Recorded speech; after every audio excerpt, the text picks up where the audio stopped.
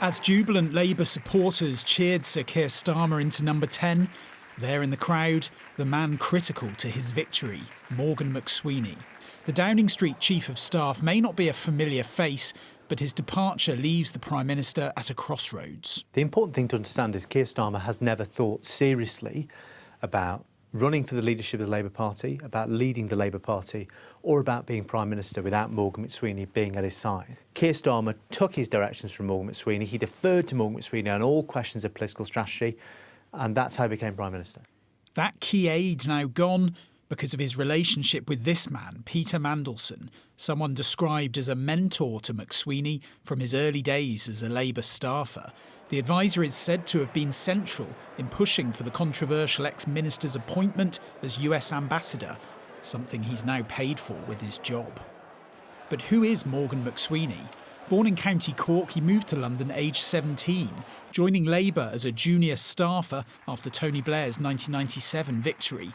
It shaped his view that Labour could only win from the centre. He cut his teeth in London politics, winning Lambeth Council for Labour and then seeing off a challenge from the BNP in Barking and Dagenham in East London. After Labour's defeat in 2015, he ran the failed campaign of Liz Kendall to be party leader, but it was Jeremy Corbyn who triumphed and veered the party to the left. Those years McSweeney spent working on who the party would accept as the next leader. And armed with a list of left-wing pledges, it was to be Sir Keir Starmer. Starmer was perfect. They then put these 10 pledges to the membership in his leadership campaign, and almost which were effectively the economic and social policies of Corbynism. They're very good at factional infighting and winning power. The trouble is they're not skilled or interested in knowing how to run a country and for what purpose, and we're finding that out now. 15,529. This was a big moment. Labour's disastrous defeat and Boris Johnson's triumph at the Hartlepool by-election in 2021.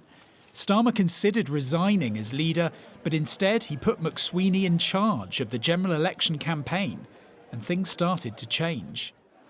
As Labour soared in the polls, the message was disciplined, caution on the economy and security. Starmer won a stunning majority, gaining over 200 seats.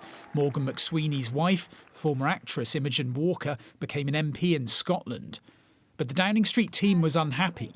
Chief of Staff Sue Gray was ousted and McSweeney was given her job. On the inside for key moments abroad, but he was accused of misjudging the mood of Labour MPs at home. After stories the Health Secretary was preparing a leadership bid, Downing Street were forced to deny the briefings came from McSweeney. I am not going to add to the toxic culture by contributing to the toxic culture and going after individuals. I don't think that is a constructive or positive thing to do. And one thing I would say for Morgan McSweeney is there wouldn't be a Labour government without him. Is the Health Secretary a traitor or a faithful Prime Minister?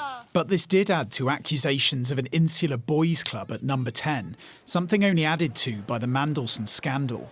McSweeney's departure comes at a dangerous moment. Lagging in the polls with political opponents all around, Sir Keir Starmer has lost his right-hand man as he battles to stay in control of his party and agenda.